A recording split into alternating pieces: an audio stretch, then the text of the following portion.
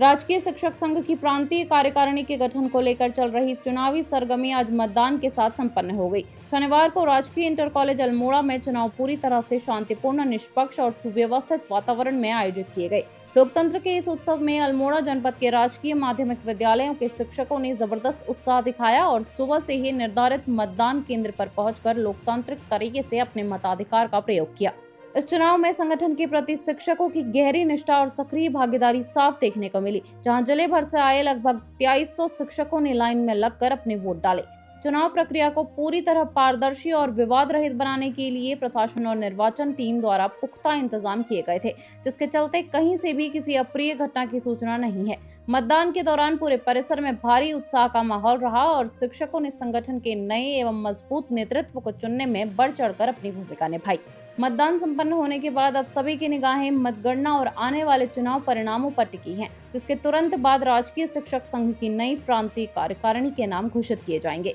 राजकीय शिक्षक संगठन का ये हमारा 6वां द्विवार्षिक अधिवेशन है, प्रांतीय अधिवेशन।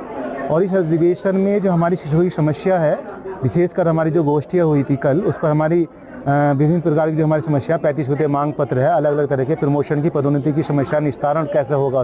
उस पर चर्चा परिचर्चा रही और सभी टीचर ने इसमें प्रतिभाग किया। और कहीं ना कहीं टीचरों का जो सरकार के समक्ष जो समस्याएं होती हैं, उन समस्याओं को एक प्रदर्शित करने का एक जिसे कहते हैं एक पटल भी है, एक जिसे कहते हैं एक पटल है। और उस पटल के माध्यम से हम सरकार के पास संदेश देना चाहते हैं, शासन के पास संदेश देना चाहते हैं कि शिक्षक अपने जो प्रतिनिधि है उसका चुनाव करता है और चुनाव के माध्यम से हम अपनी बात को शासन के सम्मुख रखने का प्रयास करते हैं। और सभी शिक्षक अपना विवेक के अनुसार, अपना विवेक का इस्तेमाल करते हुए एक ऐसे प्रतिनिधित्व का चुनाव करता है जिससे कि हमारी समस्याओं का निस्तारण भली बात हो सके और समय पर हो सके और हम अपना पक्ष मजबूती के साथ शासन के सम्मुख और सरकार के सम्मुख रख सके। और चूँकि अन्य संगठन जिस तरह से कार्य करते हैं, हमारा शिक्षक संगठन भी पंजीकृत संगठन है और कहीं ना कहीं जब शिक्षकों के साथ किसी प्रकार का शासन के द्वारा या सरकार के द्वारा कोई अत्याचार या उनके साथ किसी प्रकार का दुर्व्यवहार या इस तरह की कोई समस्या होती है तो उसके साथ हमारा संगठन खड़ा होता है। हमारा तो शिक्षकों से यही भी निवेदन है कि बढ़ चढ़कर इस पर्व में हिस्सा ले, जिससे कि हम अपनी बात को अधिक से अधिक शासन के सम्मुख पहुँचा सके और अपनी जो वार्ता है अपने साथियों के वो और अपने जो विचार है हमारे जो शिक्षक नेताओं के, उन विचारों को भी सुनकर उस पर फिर हम चुनाव कर सके। सर, आज जो है हमारा प्रांतीय कार्यकारिणी का चुनाव हो रहा है और इसमें सबसे अच्छी बात यह है कि इसमें सभी शिक्षकों को वोट डालने का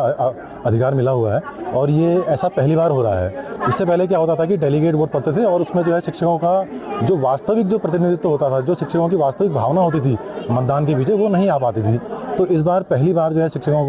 सभी शिक्षकों को वोट डालने का अधिकार दिया जा रहा है, तो ये सबसे अच्छी बात है। और हम तो जो है उस अपने शिक्षक प्रतिनिधि को वोट देंगे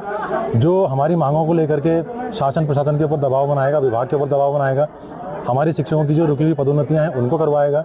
जो रुके हुए स्थानांतरण हैं उनको जो है आगे बढ़वाएगा। तो हमारी सोच ये है कि हम ऐसे शिक्षक प्रतिनिधि को चुनेंगे जो शिक्षकों की प्रत्येक समस्याओं को लेकर के कार्य करेगा, शिक्षकों के साथ सुख दुख में खड़ा रहेगा। चुनाव देखिए एक लोकतांत्रिक प्रक्रिया है जिसमें शिक्षक अपनी समस्याओं को आगे रखते हैं और हम लोग भी इसी मंशा के साथ कि हमारी समस्याओं को सुना जाएगा, उनका समाधान किया जाएगा करके हम लोग यहाँ वोट डालने आए हैं। कल शिक्षकों ने अपनी